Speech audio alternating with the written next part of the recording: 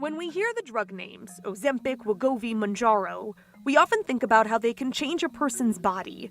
But what about how they affect our minds? I think they're actually a good thing for mental health. UT Southwestern's Dr. Carrie McAdams is a psychiatrist, sees a lot of patients who are on or have tried the drugs that work by reducing appetite.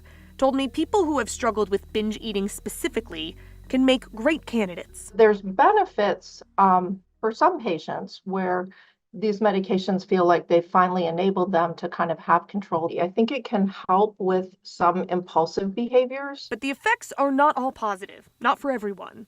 Even when people lose the weight they want to and slim down fast, there are real challenges associated with that change people often don't consider. I've had patients that have gotten very depressed, very anxious because the thing that they enjoyed were related to going out to dinner with their friends or hosting, a meal. And losing that is actually a pretty substantial hit on mental health. Dr. McAdams also said some patients can become mentally dependent, fearful of life without the drugs. People will want more and more of it. They won't taper the doses.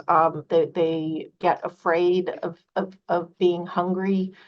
So those are some of the negative effects. Perhaps most importantly, Dr. McAdams said, is despite what we might expect or believe, losing weight from these drugs or in any other way will not alone make us happy. It really doesn't work like that. Dr. McAdams told me psychologists often see this misconception in patients who get bariatric surgery. The process of learning how to be content and satisfied with life is really multifactorial. Losing 10 pounds, 15 pounds is not going to change people's sense of self-worth in a permanent kind of way. Dr. McAdams said the drugs, for the right patients, can be a very successful piece of a broader mental and physical health plan, not a miracle shot to fix it all.